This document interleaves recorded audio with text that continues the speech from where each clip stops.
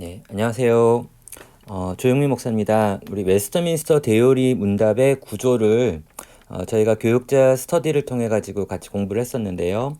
그 공부의 내용을 가지고 한 장의 마인드맵을 이제 그려봤습니다. 그래서 전체 마인드맵 구조를 한번 정리하는 시간으로 오늘 좀 강의를 한번 만들어 보도록 하겠습니다. 네, 제가 이 이야기를 하는 이유는요. 제가 이제 그 웨스터민스터 대요리 문답이라는 게 있다는 건 알고 있었고, 저희 교단이 속해 있는 대한예수교 장로회 합동 측에 헌법책 가장 뒷부분에 대요리 문답이라고 하는 챕터가 있습니다. 그래서 이 대요리 문답을 중심으로 해서 12신조가 저희 총회 헌법에 나와 있는 믿음의 고백인데요.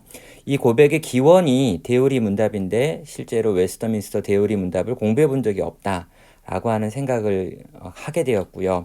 그런 부분에서 고민하다가 이 부분을 가르쳐 줄 수 있는 좋은 선생님을 제가 알게 되고 그 선생님과 함께 우리 같이 가서 공부를 좀 했습니다. 이렇게 모여가지고 저희가 이제 몇 명이서 공부를 했었고요. 5일 동안 공부를 하고 그 공부의 내용을 간단하게 한 페이지로 요약해 본 게 앞에 나왔던 그 마인드맵의 내용입니다. 전체 일정은 이런 식으로 좀 했는데요. 아주 삭막한 일정이죠. 아침 7시부터 시작해가지고 9시까지 내용인데 실제로 했던 시간을 생각해 보니까 요 시간 정도 꽉 채워가지고 이제 공부를 했었던 것 같습니다. 이렇게 한 문장 한 문장들을 좀 살펴보고요. 첫 번째 질문에 대해서 이렇게 이제 영어로 파싱을 하고 그런 내용을 다시 한국어로 파싱을 한 다음에 이 내용들을 세세하게 하나하나 살펴보는 시간도 갖고 또 전체 맥락을 살펴보는 시간도 가졌습니다. 아주 열심히 이제 저희가 모임을 했고요.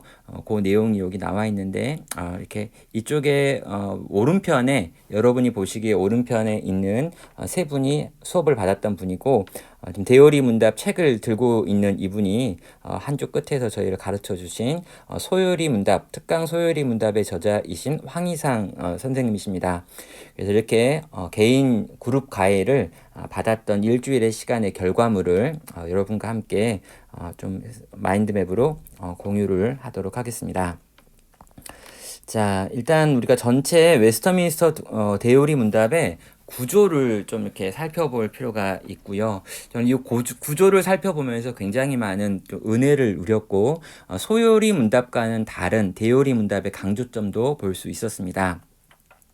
일단 제가 여러 가지 색깔을 좀 칠해놨는데요. 이 대전제, 우리 일문이라고 불려지는 문인데요. 사람의 제일되는 가장 중요하고 고귀한 목적은 무엇입니까?에 대한 대답이 하나님을 영화롭게 하는 것과 그분을 영원히 온전히 즐거워하는 것이다 라고 말하며 예배, 찬양이라고 하는 것들을 이렇게 좀 이야기할 수 있습니다.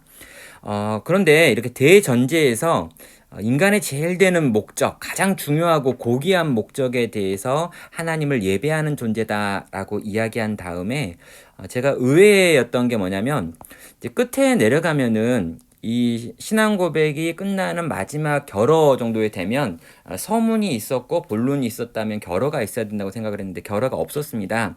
그래서 처음에는 의아하게 생각했는데 주기도문의 마지막 그러니까 196문이 찬양으로 끝나고 있는 걸 보게 되었죠. 나라와 권세와 영광이 아버지께 영원히 있기 때문입니다. 라고 하며 아멘으로 끝나는 이 부분을 보면서 이 대요리 문답에서 구조를 이런 식으로 잡았구나. 처음 나왔던 이 질문에 대한 답변을 마지막에 있는 이 기도의 끝에 있는 송영으로 잡아서 대전제로 시작했던 요 말을 처음과 끝에 찬양으로 하나님을 예배하는 존재다라고 하는 걸로 정리하고 있다라고 하는 걸 요 구조 전체 1문과 196문을 통해서 첫 번째로 정리했던 내용이었습니다. 이제 본문으로 좀 들어가면은요, 가장 중요하고 고귀한 목적이 무엇이냐라고 물어본 다음에 그것을 하나님을 예배하는 존재다, 하나님을 높여드리는 존재다라고 이야기했습니다. 그런 다음에 그렇게 높여드리기 위해 필요한 게 뭐냐라고 했을 때 하나님의 말씀에 기록된 내용들을 가지고 우리가 하나님을 높여드릴 수 있다라고 이야기하죠. 하나님의 계심을 어떻게 아는가? 특별한 계시를 통해서 하나님을 우리는 알 수 있다. 그리고 이 특별한 계시는 곧 성경이다라고 이야기를 하고요. 이것이 유일한 법칙입니다라고 말하죠. 그래서 이 성경이 하나님의 말씀이라는 걸 어떻게 하는가에 대해서 성경의 자증성과 성령님의 지지가 있기 때문에 우리는 성경이 하나님의 말씀이고 하나님을 즐거워하고 기뻐할 수 있게 만드는 모든 것은 다 성경 안에 들어와 있다라고 하는 이 특별 계시의 중요성, 성경의 중요성이라고 하는 걸로 좀 서문을 삼고 있습니다. 자, 이 서문이 있어야지만 이 서문의 결과로서 이 성경이 우리에게 무엇을 가르치는가라고 질문하고 그 가르치는 내용, 주로 가르치는 내용 두 가지를 정리하면서 우리는 본문 전체의 대요리 문답 1부와 2부의 구성을 보게 되죠. 자, 성경이 주로 가르치는 것을 뭐라고 말하냐면요. 첫 번째로 하나님에 대해서 무엇을 믿을 만한지 믿음의 내용을 가르치는 게 대요리 문답 1부에 해당하고요. 두 번째로 하나님이 사람에게 요구하시는 의무가 무엇인가 라고 하는 것이 대요리 문답 2부에 해당합니다. 그러니까 믿음의 내용과 믿는 자의 삶의 문제, 그러니까 믿음과 삶이라고 하는 이론과 실천이라고 하는 부분을 가지고 성경은 이야기하고 있다라고 말하고 대요리 문답도 이 성경이 말하는 이 두 가지 핵심적인 주제를 1부와 2부를 통해서 다룬다라고 지금 이야기하고 있습니다. 그러면 우리 1부를 좀 보도록 할까요? 1부에는 과연 어떤 내용이 있을까? 자, 1부에 보면 성경이 무엇을 말하는가라고 이야기하는데요. 이건 곧 믿음의 내용이고 신앙의 내용이기도 합니다. 하나님이 어떤 분이신지에 대해서 이야기하고요. 그분의 삼위일체 되심에 대한 의미를 설명합니다. 그리고 그분이 우리를 위해서 하신 작정이 어떤 것인지, 그리고 그 작정을 어떻게 시행하고 계시는지를 이야기하죠. 이 네 가지가 성경에서 우리가 믿어야 될 내용이다라고 말합니다. 하나님이 어떤 분이신지, 삼위일체, 그리고 그분의 작정, 그분의 작정의 시행이 어떻게 되는가라고 이야기하는데요. 자, 이 작정의 시행이 창조부터 시작되어지는 모든 내용들입니다. 하나님이 창조하셨고 또 섭리하신다. 그리고 이 섭리 속에 타락도 들어가 있고 죄의 비참함도 들어가 있고 이 죄의 비참함에 빠져있는 인간을 구원하시는 구원의 계획, 은혜 언약이 들어있습니다. 라고 가르치는 거죠. 자, 성경 전체에서 우리가 믿어야 될 내용이 이 작정의 시행에 해당하는 섭리고 이 섭리의 가장 중심이 되어지는 은혜 언약이다라고 하는 방식으로 점점 더 소급해 들어와서 복음의 내용을 지금 설명을 하고 있는 거죠. 자, 이 복음의 내용이 그럼 무엇이냐? 중보자 예수 그리스도가 있다라는 것과 그 중보자가 행하신 일이 교회 안에, 우리 안에 어떻게 적용되어지는지에 대한 설명을 하고 있는 겁니다.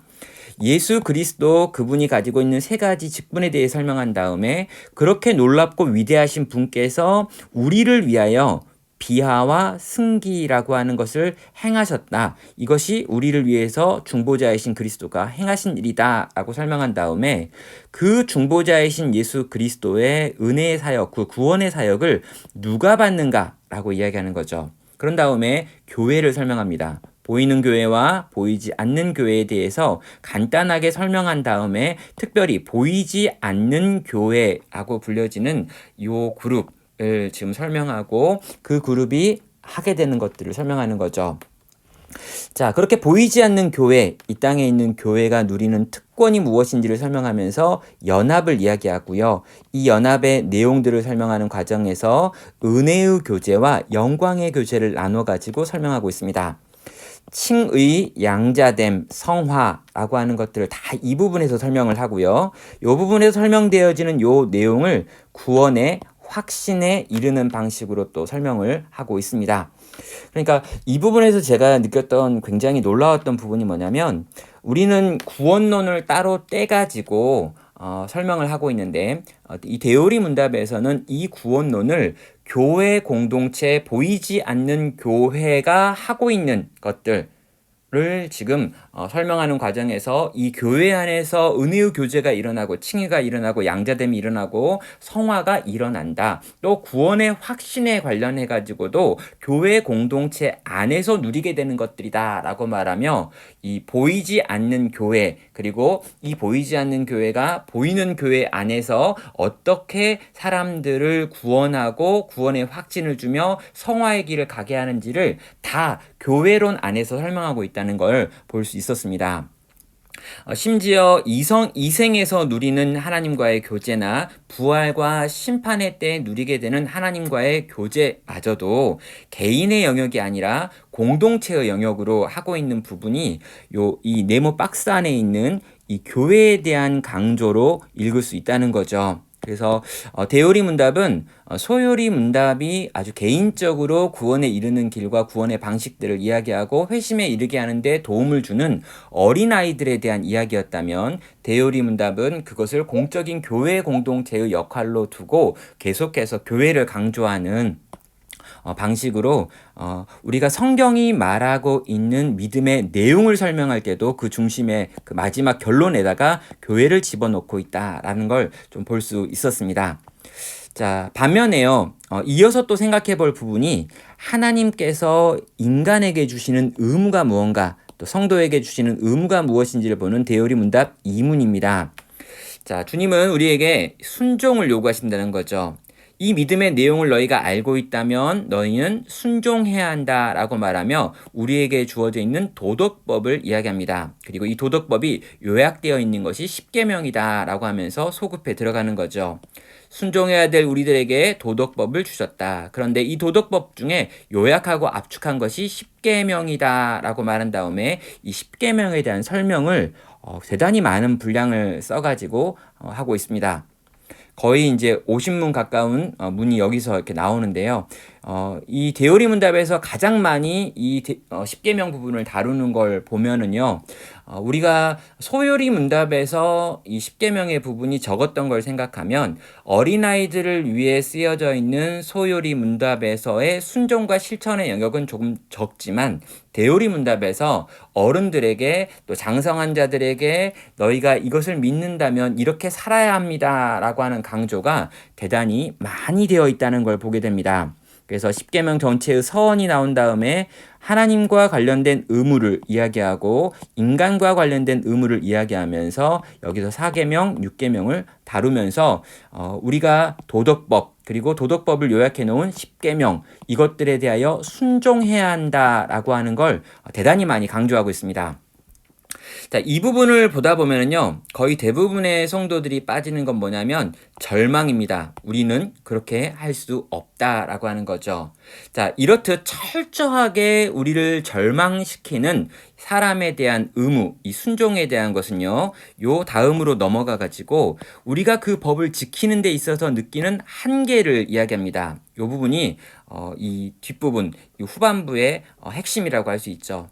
너무나 강력한 이 법 앞에서 절망할 수밖에 없는 법이 문제가 아니고 십계명이 문제도 아닌데 이 십계명을 지킬 수 없는 우리들의 한계를 절감하게 되는 우리들에게 주어지는 게 뭐냐면 은혜의 외적 방편이라고 지금 나와 있네요. 이런 부분에서 우리가 정리해야 되는 게 뭐냐면 이 부분인 거죠. 한계를 가진 우리를 위해 하나님께서 요구하시는 회개와 믿음 그리고 은혜의 수단들을 적극적으로 사용하는 것 이것을 통해 가지고 이 준법의 한계에 갇혀 있는 우리들이 주님을 계속해서 교제하고 계속해서 은혜를 누릴 수 있다는 거예요. 저는 이 부분에서 이 대요리 문답이 가지고 있는 강점이 뭔가라는 생각을 했습니다. 율법의 한계를 절감하게 한 다음에 율법으로 우리는 구원받을 수 없고 우리에게는 여전히 은혜가 필요합니다 라고 하는 걸 회개와 믿음, 은혜의 수단들을 사용하는 것이라고 정리하고 있다는 거죠. 그런 다음에 이 은혜의 수단을 적극적으로 사용하는 방법을 설명하는데 또다시 박스로 제가 넣어놨는데요. 다시금 교회 공동체 안에서 이 은혜의 방편들을 사용하는 것들을 이야기하고 있습니다. 그래서 말씀과 성례와 기도라고 하는 것을 교회 공동체 안에서 적극적으로 사용한다라고 이야기하죠. 그래서 여기에 강조되는 게 말씀을 설교하는 것과 그 설교를 듣는 것에 대한 강조가 있는 거고요. 개인적으로 말씀을 읽는 것으로 끝나면 안 되고 공동체적으로 설교를 하고 듣는 이 행동이 있어야 된다고 말하는 거고요. 성례는 혼자 할 수 있는 게 아니죠. 공동체 안에서 세례와 성찬을 통해서 보이는 하나님의 말씀을 듣고 또 배워야 한다는 것입니다. 그리고 기도를 통해 가지고 하나님을 향해 나아가는데 기도문에 대한 서원과 기도문에 대한 기원들을 하나하나 살펴보는 방식으로 말씀과 성례와 기도라고 하는 것이 일반적으로 이 은혜를 지키고 보존할 수 있는 수단이다 라고 말하면서 특별한 방법으로 찾아오는 은혜라고 하는 것이 아니라 아주 일반적이고 우리가 사용할 수 있도록 하나님이 허락하신 누구라도 예수를 믿고 이 한계를 경험하고 회개와 믿음을 또 은혜를 요구하는 사람들이 사용할 수 있는 보편적인 방법으로 말씀과 성례와 기도라고 하는 걸 우리에게 주었으니 너희가 이것들을 열심히 사용해가지고 이 은혜의 수단으로 구원의 확신도 이루고 준법의 한계를 뛰어넘어서 하나님과 계속되는 교제를 누리는 관계가 되어야 한다라고 하는 메시지를 교회 공동체 안에 이렇게 두고 있다는 거죠. 자, 정리를 한번 해볼까요? 네. 대요리 문답을 제가 좀 같이 정리를 해봤습니다. 대요리 문답 전체 1문부터 196문까지를 함께 이렇게 찾아가는 과정을 밟아본 건데요. 저는 너무 유익하고 재밌었습니다. 또 소요리 문답에서 다루지 못했던 부분들을 이렇게 교회론이라고 하는 걸 가지고 풀어서 가르치면서 제가 이전에 좀 생각하지 못했던 것들까지 같이 좀 이렇게 고민해 볼 수 있었고요. 이런 부분 좀 정리하면서 느꼈던 여러 가지 즐거움과 기쁨이 있었기 때문에 나중에 기회가 되고 흑건북스에서 이제 대오리 문답이라는 또 이렇게 특종 이 2탄이 나오게 되면 그것도 같이 좀 활용하면서 대오리 문답이 가지고 있는 풍성함을 누리고 배울 수 있는 여러분이 되시면 좋겠다라고 생각해서 대오리 문답 전체 구조를 한번 이렇게 정리를 해봤습니다.